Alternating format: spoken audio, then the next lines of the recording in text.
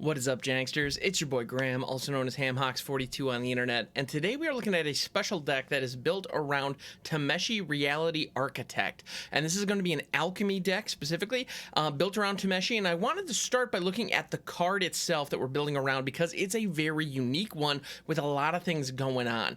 So if you're not familiar, Tameshi Reality Architect is a 2/3 Moonfolk Wizard for 2 and a blue that says whenever one or more non-creature permanents are returned to hand, draw a card. This ability triggers only once each turn, and you can pay X and a white to return a land you control to its owner's hand. Return target artifact or enchantment card with mana value X or less from your graveyard to the battlefield. Activate only as a sorcery. So there are a lot of things going on here. Specifically, whenever anything is bounced for any reason, whether it's bounced to the opponent's hand, whether it's bounced to your hand, doesn't really matter.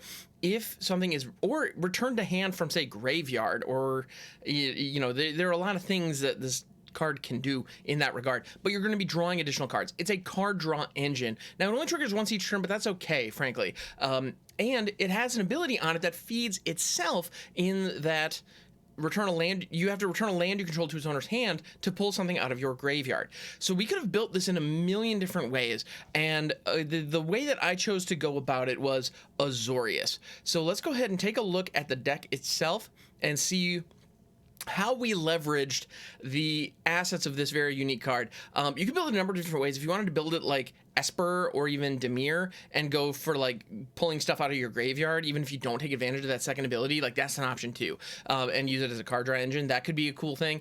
Or if you wanted to go full on bounce control, but I really wanted to take advantage of that second ability. So let's get into the deck. So the deck itself is leveraging a couple of artifacts and enchantments that can go to the graveyard, and we can get value out of them once they are in the graveyard. So those are Candletrap, the white one. Candletrap says enchanted creature has defender, prevent all combat damage that will be dealt by enchanted creature, and it has coven. So if you have creatures with 3 different powers, you can pay 3, sacrifice Candletrap, exile the enchanted creature, activate only if you control 3 or more creatures with different powers. Yeah, so if you control 3 or more different powered creatures, you can sacrifice Candletrap, sending it back to your graveyard, exiling the creature, and then you can recast it once you activate Tameshi to pull it out of your graveyard. So Candletrap is pretty cool in that regard. We also have Slayer's Bounty, which does something similar. Slayer's Bounty is the primary reason that this deck is Alchemy. The reason that Slayer's Bounty is fantastic with Tameshi is because it is a 1-drop artifact. So you can pay 2 with Tameshi and bring Slayer's Bounty back onto the battlefield. Slayer's Bounty also draws you cards when you sacrifice it. You pay 2 sacrifices to draw a card just like any other clue token. And then you also draft a spell from its spellbook, and Tameshi draws you a card when you recur it. So there's just card draw all over the place here. So this is a great way to just keep our hand full. It's not even necessarily refilling our hand, because by the time we're doing this, we probably haven't run out of gas yet, but it's a way to make sure we don't. And the spellbook contains all kinds of great removal, as well as things like Bounty Agent, which can provide pressure to the opponent's face if they don't have any creatures that are on the field that are relevant. We also have things like, you know, Outflank, Pounding Gold, Bring to Trial, like Glass Casket, tons of great removal that prevents things from attacking us and can prevent things from blocking. So absolutely fantastic. You'll love to see it. So Slayer's Bounty plus Tameshi equals profit. We also have Spell Pierce in here as a way of protecting our Tameshi, as well as disrupting our opponent's plan in the early game. Spell Pierce is great because it only costs 1. We have a lot of different things that we're going to be spending our mana on, and so being able to leave up just 1 blue and have kind of a catch-all answer for a lot of different scenarios, really useful. So Spell Pierce is fantastic. I'm also rocking the Ixalan Spell Pierce because I can, because I got 4 copies of it, and I think it's fun. So yeah, that's Spell Pierce in a nutshell. It also helps protect our threats when they come down. And it protects our engine, which is great. Yeah, it's absolutely fantastic. I found Spell Pierce is especially useful in a meta with so many board wipes. I can't tell you how many Bloods on the Snow or Meat Hook Massacres I have stifled with this, or stymied, I should say. Stifle is a different effect, but it's great. So Spell Pierce is absolutely fantastic in here. We also have Fearless Fledgling. Now you may be wondering, why the hell is Fearless Fledgling in this deck? It's not that good of a card, and you're right, it's not. But this is a tempo deck. We want to be slowing our opponent down just enough while we are beating them to death with our threats, and Fearless Fledgling is one of our primary threats to help enable that. It has landfall. Whenever a land enters the battlefield under your control, you put a +1/+1 counter on Fearless Fledgling, and it gains flying. Tameshi returns lands to our hand, which means even in the late game, we're going to be hitting our land drops. So basically, Fearless Fledgling is going to get +1/+1 and have flying every single turn. So if Fearless Fledgling goes unchecked, we're looking at a 6/6/7/7 pretty quickly. Like, you know, it's just going to get a little bit bigger each time. So if we hit this on turn 2 or turn 3, if we want to keep a Spell Pierce up, all of a sudden we can be, you know, we're looking at by turn 6 or 7, we're looking to add 4/4/5/5 with flying conditionally. I mean, that can do a lot of damage. So that's ultimately what we're doing. We're wanting to stick our threats, protect our threats, and disrupt our opponent's game plan. And Fearless Fledgling is a great threat to help in that game. We also have Lion Sash. This is graveyard disruption. It's also an equipment that we can attach to our Fearless Fledgling to get in for even more damage. You'll love to see it. And if we have to, Lion Sash can eat our own graveyard, which we do have permanents that we're putting in. Granted, Tameshi wants to bring them back, so our late game plan will be impacted if we have to eat our own graveyard. However, if we're able to get in enough damage with the Lion Sash or the Fearless Fledgling that it's equipped to, then all of a sudden that could be worth it. That's a trade-off that we have to be willing to take. So that's a kind of skill testing moment where you have to ask, what's more important, having these resources in my graveyard that I may or may not get to later, or the damage that I'm getting through to my opponent? That question is going to be primarily answered by a couple of factors. Primarily, does my opponent have anything on the board right now, and do I have access to a Tameshi either in my hand or on the board? Because if the answer to that is no, or if the answer to the Tameshi question is no, chances are those resources in our graveyard may not be valuable in that particular game. So getting value out of them in Lion Sash is a good way. You know, Lion Sash is a good plan B in that regard. It's also just a really powerful card. Like, I like powerful cards, and it's a cheap artifact that Tameshi can recur if it dies. So all good things, absolutely nothing but love. Spirited Companion, this card is in here because it's more card draw. You may notice there's a theme here. It's all about the card draw. So we're all about the card draw, and in this case, it's also an enchantment, so Tameshi can recur it. So if Tameshi recurs this, we draw multiple cards that turn, and we get a 1/1 blocker on board. Not bad. This is also a body that we can attach the Lion Sash to if we sniff out a board wipe and we don't have a Spell Pierce present. Then all of a sudden Lion Sash can lock onto the Spirited Companion. They can get some action going together. We can get in for some additional damage. If our opponent wipes the board, the Lion Sash survives. Love it. Absolutely good stuff. So Spirited Companion is just a good value card, is really what it comes down to. A 1/1 for 2 that draws a card that can be recurred from our graveyard with Tameshi. You'll love to see it. It's just good. This is one of those cards that every single time I play it or play against it, I'm always, and even at this point, I am still surprised at how efficient it is. It's just good. We also have Mnemonic Sphere. Mnemonic Sphere. Mnemonic Sphere is an artifact for 1 and a blue that does nothing. All right, moving on. No, I'm kidding. It's a card that doesn't do anything on its face, but you can pay 2, sacrifice it, and draw 2 cards. So you can draw 2 cards for 4, and Tameshi can recur it out of our graveyard, which is great. You can also channel it for 1 blue and draw a card. And that channel ability is effectively cycling 1. Now, it doesn't trigger any kind of cycling effects, but we don't have any of those in this deck, so that's fine. But so this card effectively has cycling 1. It puts an artifact in our graveyard that Tameshi can get back. It just helps us dig through our deck to find the stuff we're looking for. And again, Tameshi can recur to draw us an obscene number of cards, which is absolutely fantastic. We love to see it. If we have a lot of mana lying around in the late game, with this plus Tameshi is basically, 5 mana, draw 4 cards? I don't know. It's a lot. It's just good stuff. So Mnemonic Sphere is just here to gain us some card advantage in the late game, and in the early game, we can cycle it away.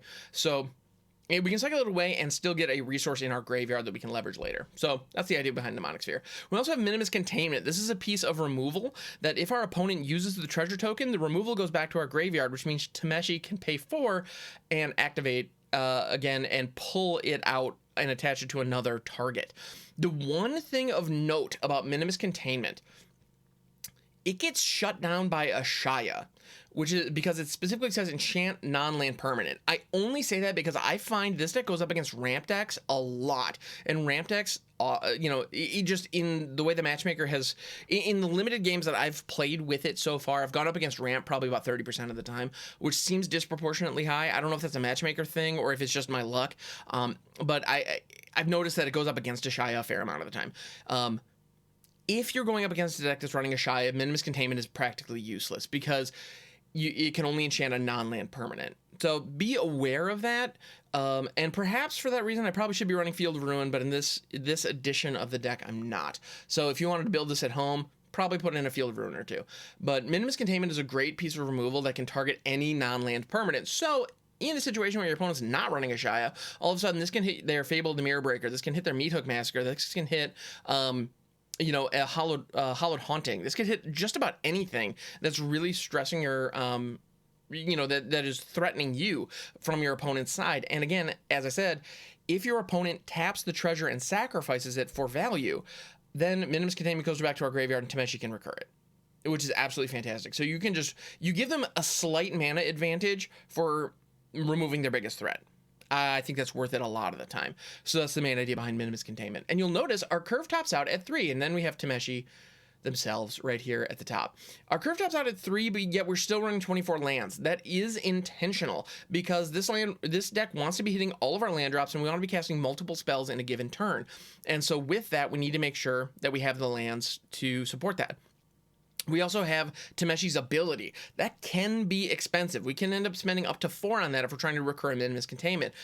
We also want to be able to hold up our Spell Pierces. We want to be able to hit our Slayer's Bounty and our Candletraps in the mix to help slow down our opponent and really grind them out. And so with that, it looks like we don't have a late game plan here necessarily because all of our cards are so cheap.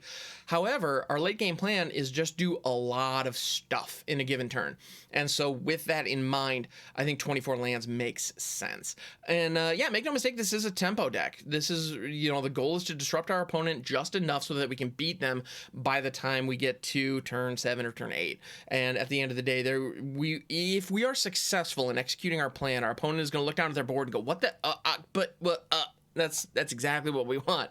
You know, one of the things I was considering putting in this deck is Delver of Secrets, because that is just the go-to tempo card. I personally don't believe it fits here because we just don't have enough instants and sorceries. We're using artifacts and enchantments for value, and so as a result, Delver just doesn't fit. It's that simple.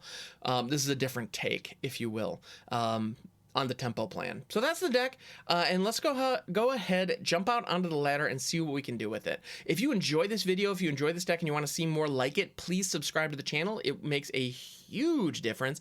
And also go ahead and like and leave a comment and all that jazz. So thank you so much for hanging out. Let's get to the gameplay. All right, so we have Slayer's Bounty, Candletrap, and Lion Sash in the opening hand. This actually looks pretty decent. I'm thinking we start off by a turn 1 planes into a Slayer's Bounty. We check their hand for any creatures. Have Candletrap up soon. Lion Sash can be enabled, and we have Mnemonic Sphere, which we can channel away as need be. Community Spirits. This is either the green-white enchantment deck or the Naya Runes list is my guess. They're gonna grab a Field of Ruin. Interesting choice. All right, so we're gonna throw the planes, and let's go ahead and check on their hand. Slayer's Bounty. Show me your critters. What you got, opponent? Nothing. No creatures in hand. Okay. That's interesting. So if it is the green white enchantments list or the Naya Runes list, they had kind of a sketchy keep. I may be wrong. I may be wrong. This might be something else running Community Spirits. So we've got green and red available. This is looking like Naya, but I don't know. I could be wrong. It could be something else completely. Which I gotta say, a Braid, fair enough. Destroying my Lion Sash. Mildly problematic, but not the end of the world. Tameshi will be able to recur that later. We're good. No worries. No worries at all. I'm going to crack the Slayer's Bounty here. We're going to draw a card as well as draft a card from the spellbook, which is pretty rad. Seal Away is actually just good. It's just one of the better cards in the kit. So I'm going to go ahead and grab that. We're going to throw out another Slayer's Bounty, get some more value. Value! Welcome to the circus of value. Check the hand one more time. Still no critters. Okay, good to know. And next turn, we'll actually be able to throw in the Mnemonic Sphere and sacrifice it and draw 2 cards. Which, at this point, we need to get a Tameshi. Besides reaches skyward, mildly problematic, but not the end of the world. We could hit that with a Minimus Containment and just shut that crap down now. Or we can wait and hit the tree with a Candletrap when it flips. Turn your land control to the graveyard on top of your library. Yeah, that actually is irrelevant for us here. I'm really just worried about the branch of Besaijo. I'm not worried about Besaijo reaches skyward at all, actually. So let's go ahead and throw the Mnemonic Sphere. And we can crack it or the Slayer's Bounty later. And we can do that at instant speed, which is really handy. So they get no value out of Chapter 2. They're going to commune with some more spirits. Can't blame them for that. That's what you gots to do. And they're going to grab up a Druid class. So they are definitely... Ooh, another Beside Origin Skyward. Let's go. All right, opponent. I see you. I see you, baby. And they're going to get a couple lands. No attacks. End of turn. I'm going to draw some cards. Let's go. Wish Mnemonic Sphere had the clue type. That would be rad. That would also be unreasonable, so I can't begrudge them for not doing that. I'm gonna go ahead and minimally contain the one that's about to turn into the tree. Bloop. Let's get it gone. And we're gonna hold up Seal Away, Spell Pierce, and the Slayer's Bounty activation. They get no value out of Chapter 2 once more. Ren and or 7. They have 2 mana available, but they would need to crack the token if they're going to use this. So they do have an opportunity to... They have an opportunity here to pay for it, but that also puts the Minimus Containment in their graveyard, which I'm not mad at. Now, Ren and 7 is going to create a Tree Folk here. Yep. Naturally. And that Tree Folk... do we give it the Tree Folk Defender, or do we just hold up Seal Away? I think we just hold up Seal Away here. Because we can Candletrap it, or we can minimusly contain it. I think we actually might want to minimusly contain Ren. Yeah, let's get Ren out of here. And then we'll Seal Away the Tree Folk when it attacks next turn. I'm not mad at that. And we still have Spell Pierce up as well, just in case they try to go for something big. Besides, it reaches Skyward, it transforms. Now, unfortunately, we have not hit any of our threats yet. We are missing the... Well, I mean, we have Hall of Storm Giants, so that'll be able to produce some pain later, which is pretty nice. They do have the Field of Ruin to answer it, unfortunately, though. It'll be interesting to see what happens here. But getting Ren off the field was very important. We're getting Ren out of the mix was pretty darn important. Druid class. They probably should have cast that before dropping the land, but it's kind of irrelevant. Now they can play an additional land, sure. And of course they do. Gain another life. Yeah, they had an opportunity to gain one more life there, but it's a big fat whatever. They attack here. We cast Seal Away. It's very, very bright. We also have Spell Pierce back in case they have any interaction. Now, that to be fair, if that interaction is Tameo Safekeeping or Snakeskin Veil, it won't be enough, but they don't have it. All right, great. Or they don't use it, I should say. If they did have it, they didn't use it. All right, we still have Spell Pierce up in case they try to do anything. Channeling the Kami of Bamboo Groves. They're going to grab 2 forests. All right, sure. Otawara Soaring City's not bad here. First things first, let's crack the Slayer's Bounty. Let's see what we draw into.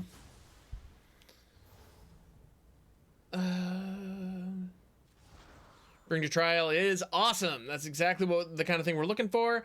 We can bring the Branch of Besaijo to Trial, just straight up exiling it, which feels pretty decent. It is a sorcery speed, unfortunately, but that's okay. We're going to get rid of that threat. And we still have Spell Pierce up, if need be. Unfortunately, and we have Tameshi now, so that actually can go a long way. Another Druid class, sure. I can't Spell Pierce that reasonably here. Yeah, Spell Pierce at this point in the game is probably a dead card. They do have an opportunity to uptick one of their Druid classes and really swing for the fences here, which is going to hurt, to be fair. We're going to Candletrap it next turn, but... Ow, we're going to take 10 in the meantime. Oof, don't like that. Not much we can do, though. They're going to uptick that Druid class because they can, getting it closer to its logical conclusion here. We do have an opportunity to bounce the forest with Otawara. I think we want to get Tameshi online. If we get Tameshi online, what can we pull back? We can pull back a Minimus Containment. Slayer's Bounty would be decent. Yeah, because Minimus Containment can't target the forest, unfortunately. I think we throw Tameshi and then Candletrap that forest. Because we have another 10-10 that's going to be swinging at us next turn. So we throw Tameshi. We Candletrap the forest, and with Tameshi online, Otawara will now cost less, which means we'll be able to, when they uptick their next druid class and swing in, we'll be able to bounce the land with Otawara, because it costs 1 less because Tameshi's online. All right. We're hanging in there. If they have an answer to Tameshi, we're going to be in rough shape. Like, they may have another burn spell, another abrade, something like that. That would actually hurt us really badly. Community Spirits, sure. Go for it. Do it up, Chief. They're going to grab a Montagna. They're going to play said Montagna, gain a little bit of life, which I don't love because we don't have, at this point, we don't have a threat that can punch through. Another Ren, and they have plenty of mana to pay for the Spell Pierce. So rather than spend the Spell Pierce and lose access to our Otawara, I'm going to rather do this. They get a homie here, which I don't love. Don't love them having access to homies. All right, now they are going to uptick this, turning that 11/11 into a critter, or turning that forest into an 11/11 critter. 12/12 now. Correction. I am going to go ahead and channel this and bounce the Rockfall Veil. Get it gone. Pick it up, pick it up, pick it up. And now they have a Druid class that they are able to play out on additional lands so that you can just play the Rockfall Veil, but we don't take all that damage, which feels good. I don't want to take all that damage. All right. So it gives a little something like this. We have a few opportunities here. I'm going to go ahead and minimusly contain Ren. Get it gone.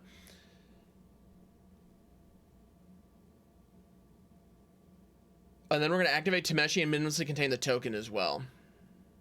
Seems nice. Wish I had a way to bounce this seal away. That would be fantastic. Fantastique, if you will. But we don't.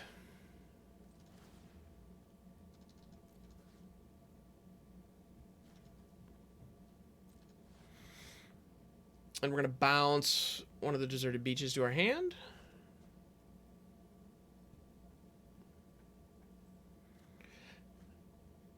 All right, and we draw a card. It happens to be a Hengegate Pathway, and Minimus Containment is going to hit the token. We're going to play out our Deserted Beach, and we have Spell Pierce up. Now, no point in attacking into a 12/12 defender. Granted, that 12/12 defender can't hurt our Tameshi, but we need to keep it back. All right, so we have Spell Pierce up, but like I said, it's probably not going to be meaningful at this stage in the game, but at least we have it. What we really need is a Fearless Fledgling. A Fearless Fledgling would go a long way here. So we have taken some damage, but we have successfully stymied our opponent's attacks here, which feels pretty good.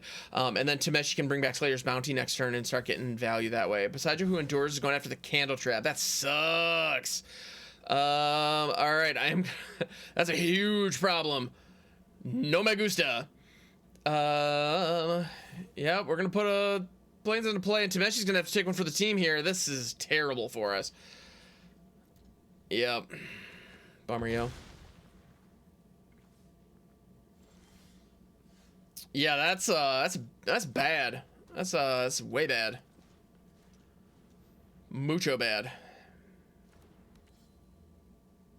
And we can activate all the Storm Giants here, but I think I'm going to keep it back as a blocker just in case. Just in case I have some more action that can deal with that. Yeah, Tameshi being able to block is good, but we needed a more permanent answer for that forest, and we didn't have it. Our opponent scoops it up. We have frustrated them into a victory. Let's go. That's not how I like winning games, but I'll take it. Good game, opponent. Good game. All right, we got 4 lands in the opening hand, a Fearless Fledgling, a Slayer's Bounty, and a Spirited Companion. We don't have Tameshi yet, but we've got everything else, so this is a go.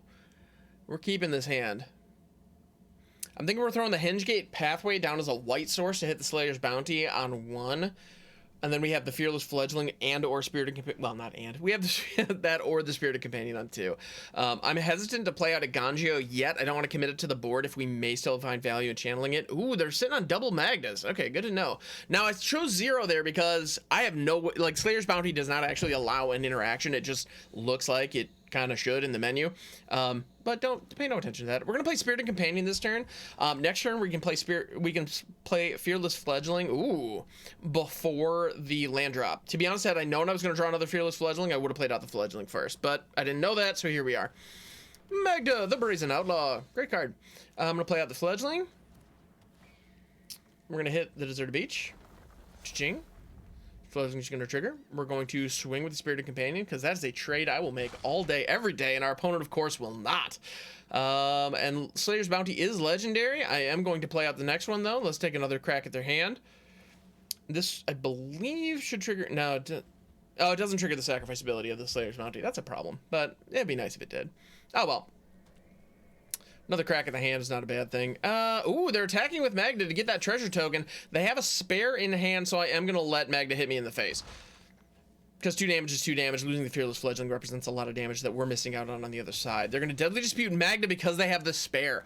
Ooh, that's a good call. Man, what I wouldn't give for a Spell Pierce for that. But alas, here we are. They're going to play out the Jaspara Sentinel followed by Magda. That actually... Oh, they're going to hold Magda. They're going to hold off on the Magda. Okay, fair enough. All right, Island, Fledgling's trigger. We're gonna sack the Slayer's Bounty this time. Playing out that other Slayer's Bounty might have been a punt there. You could make a solid statement or a solid argument for that being a punt. Let's grab reprobation.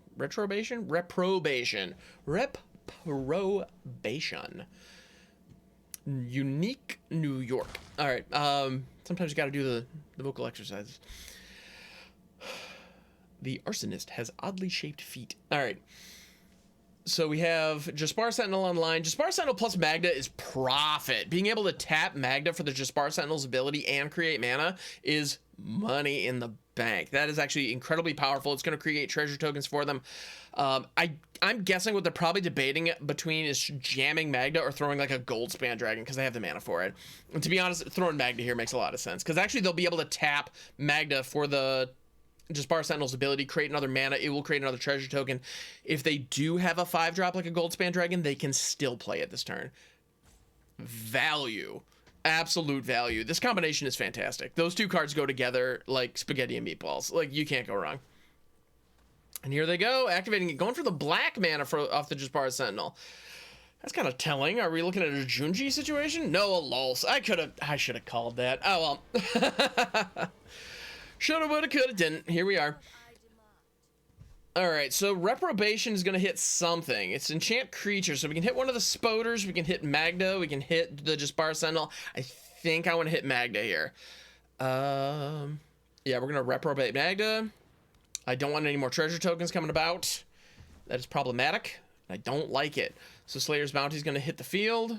Take another look. They are sitting on a Gold Span Dragon as well as Prosperous Innkeeper and the Immersturm Predator.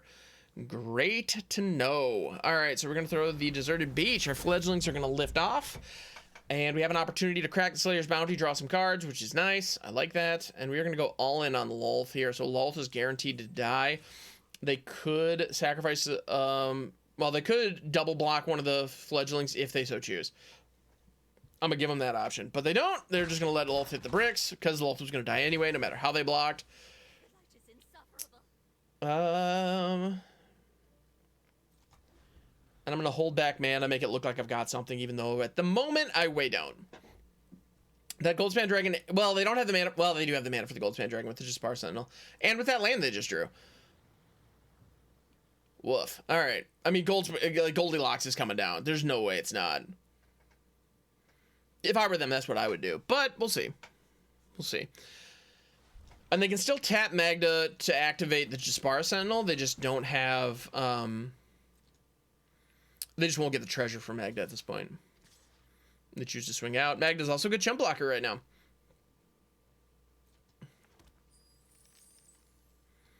So we're taking some damage. I'm going to crack this Slayer's Bounty. Let's draw into some cards. We're effectively drawing 2 cards here. Reprobation's pretty good. Glass Casket, Compulsory Rest. Let's go Reprobation. Let's reprobate some more. That sounds a little wrong, but I stand by it. I'm reprobating. Dang it.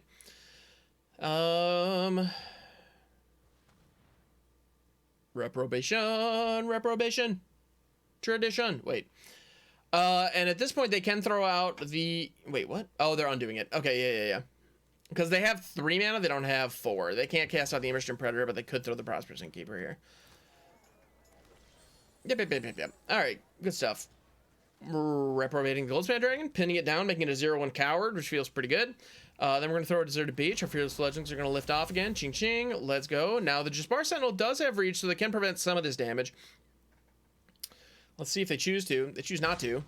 Boom to the face. Let's go. And we are kind of getting land flooded here. This is not looking good, but fortunately we do have the 2 Fledglings online, so we're getting something out of the mix. The Nimstrom Predator is an excellent blocker. Now, we cannot block the Spoders. We can blast one of them here, which is probably the right move. Yeah, I'm going to do that. I'm going to blast one of these spiders to prevent some of this damage, because we are at 10. That's a bad spot to be. And the Nimstrom Predator has plenty of sack fodder, so it's basically indestructible eternally at this point, which is problematic. I don't love that. You know, to be honest, at this point, drawing the Mnemonic Sphere actually wouldn't be too bad, because be able to just refill our hand. Another Slayer's Bounty would be great, or of course Tameshi. Tameshi would be phenomenal here. Lion Sash. I'm not mad at that. I'm not mad at the Sash. And our opponent's holding priority because of the Nimstrom Predator, the potential for the Nimstrom Predator activation. Fearless Fledglings lift off. Cha-ching, cha-ching. Lion Sash has some stuff in graveyards to eat. It's going to eat lol first. Nom nom nom nom nom nom nom nom. We're going to reconfigure the Lion Sash onto our Spirited Companion. Make it a Swool Puppers, and we still have 2 mana back, which feels pretty decent. You know what? I'm just going to pump this sucker right now. We're going to eat Magda. Nom nom nom nom nom nom nom nom. And we have 2 Slayer's Bounties in our graveyard, so we can very easily eat one of them and not be too worried about it. Oh, we have 3 Slayer's Bounty in our graveyard. Just kidding. So we can eat one of those, and even if we do get a Tameshi at some point in this game, like drawing next turn or something like that, we'll still be okay. But yeah, we're all in.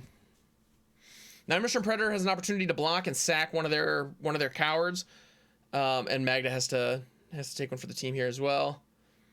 And let's see, does the Jespar Sentinel block the other Fledgling, or do we get in for some damage? It looks like we get in for some damage. Now, they still have the other flyer. Nimstrom Predator is going to get Swool here. They have an opportunity to eat the Reprobation of our graveyard, which I don't love. And we chip in for 5 damage. All right. So combat math is tricky at this.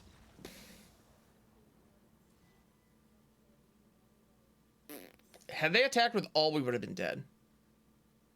Because I tapped out. I made a punt, but they scooped it up too early.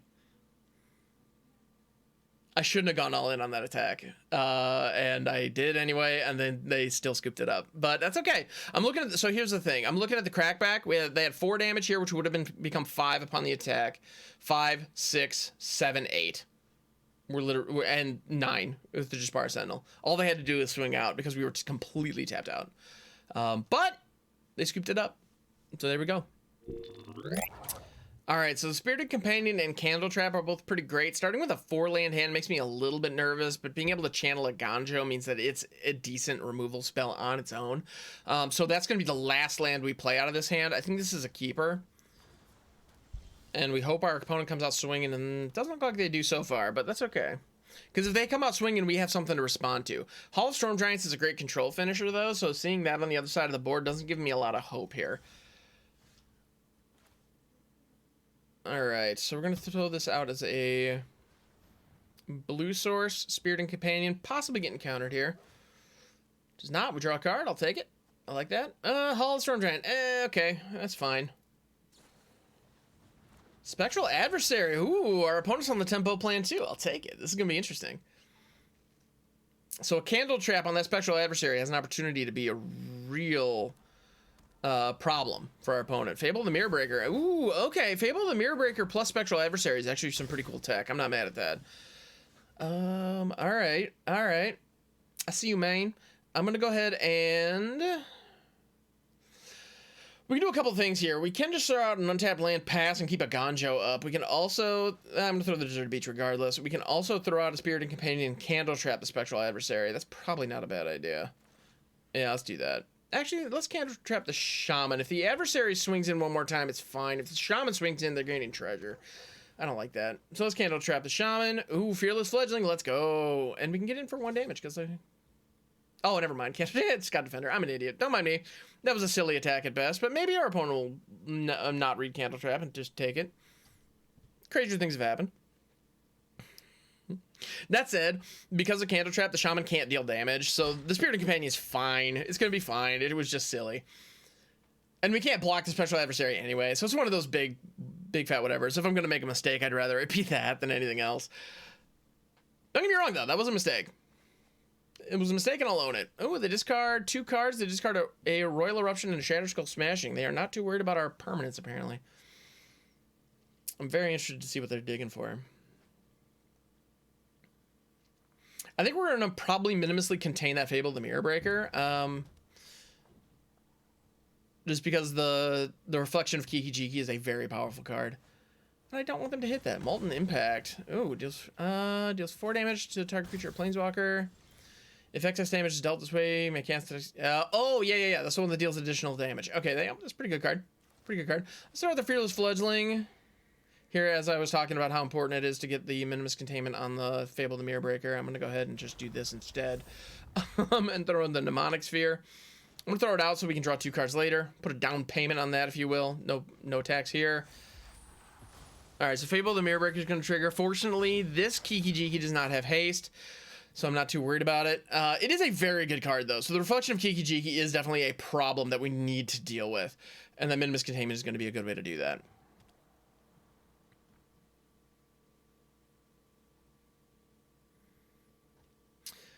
I love running Fearless Fledgling. I think it's really, really fun. A lot of people just don't see it coming. And that makes me happy. I love it when I can confuse my opponents. Drawing a Spell Pierce here to help protect the Minimus Containment would be awesome, and unfortunately we just don't hit it. But that's okay. That's okay.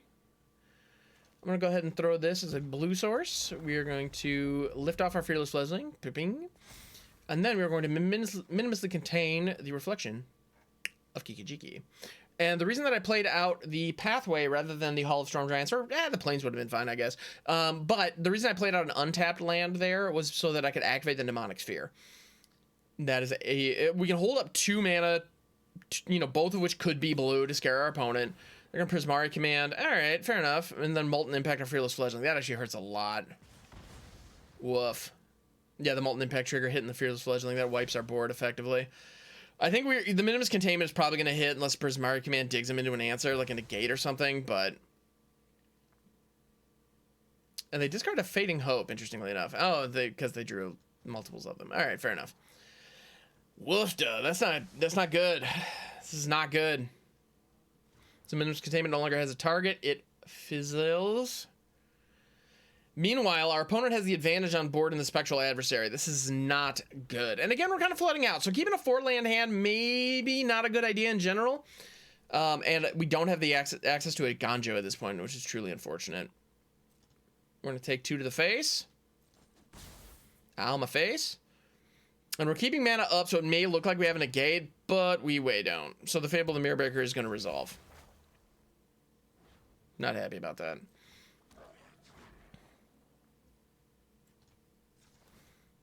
I'm going to crack the Sphere. Let's draw some cards.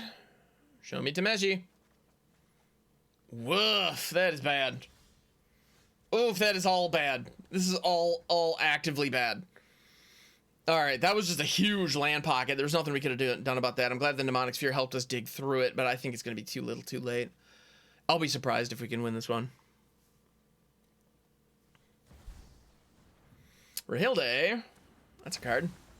It's a very impressive card, as a matter of fact. Alright, we got the Shaminsky and the Spectral Adversary coming in. Le Shaman. Shaman! And we're going to ice that Shaman with a Eiganjo, and we're going to take 2 from the Spectral Adversary. Not jazzed about that, but it is what it is. And now we have 2, our opponent has 3 threats that we need to find an answer to. So first things first, Spirited Companion, draw me something good. We're looking for Tameshi. We're looking for Slayer's Bounty. We're looking for something to get us an answer. Minimus Containment's not bad. I'll take that. I will buy that for $1. And we are going to minimusly contain the Fable of the Mirror Breaker. Just get it gone before it has an opportunity to flip. Spirited Companion is going to take Rahilde to the face next turn. It's not going to feel good. Futurist Spell Thief. They're going to steal our Minimus Containment. Whoa, that's not good. That's way bad. Future Spell Thief is a cool alchemy card, and I'm glad to see it getting used. I gotta say, our opponent is doing a good job of leveraging some cool alchemy pieces in an Is It Tempo deck. I gotta say, are actually doing some really cool stuff. So mad props to our opponent for playing an Is It deck that doesn't feel like every other Is It deck out there. And they're leveraging some great alchemy specific cards. Like, this is an alchemy game. And I like that. I like mad respect for that. This isn't a, I probably should have blocked Future Spell Thief, but I really don't want the Rahilda trigger. I mean, we're probably going to draw a land here and we're probably dead. Just based on my experience with Arena, that's probably what's going to happen. And to be honest, actually, I don't think there's anything we can draw that's going to be enough. We have the Hall, but they even have a defender that can prevent the 7 damage if they really want to. And they're going to minimusly contain the Minimus Containment, bringing back Fable of the Mirror Breaker. That was that's some slick action right there. I'm not mad at that. Turning our Minimus Containment into a treasure token through Minimus Containment. It's actually kind of cool. Again, I'm not mad. Our opponent is doing a great job. So I gotta say that this is some good stuff. We're gonna throw the Slayer's Bounty, take a peek at their hand. A peekaboo. They have a Suspicious Stowaway still, another great tempo card. I'm gonna throw a land here. We're gonna hit the Slayer's Bounty, hopefully drawn into something good, but I don't even know what could do it for us. Another Reprobation. Compulsory Rest is fine. Guess I'm gonna grab Reprobation here. And we draw into a Minimus Containment, and we have the mana for both. So we're gonna pin down Rahilda, we're gonna minimusly contain the Future Spell Thief, and that keeps us alive for another turn. They have 4 damage that they can hit us with here.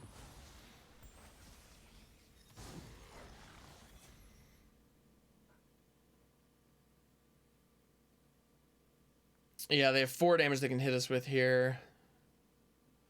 If they have any burn that can go face, we're dead. They discard the Malevolent Hermit and the Suspicious Stowaway. They hit a tapped land and down to the Bugbear. This is one of the situations. They're going to Fading Hope Rahilda. Putting Reprobation in our graveyard.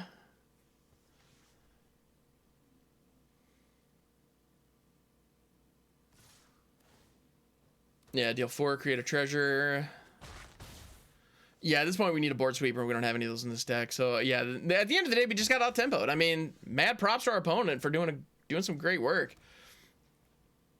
Yeah, this was cool, but they got it. In the end, they got it. We hit a big land pocket. That was pretty bad.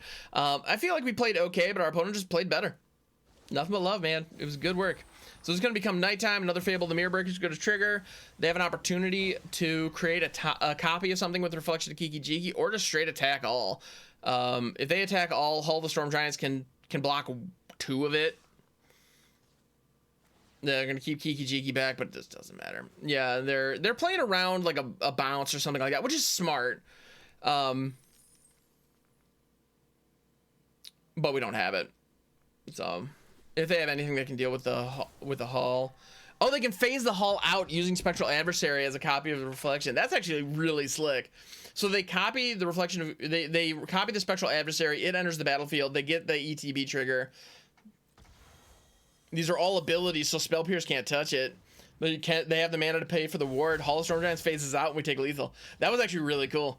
Mad props to our opponent. I gotta say, we got owned, but that was a fun game. So I'll take it. So yeah, thank you so much for hanging out. This has been an absolute delight. I appreciate you. If you enjoyed this video, please subscribe to the channel. It makes a phenomenal difference. And I will catch you on the next one.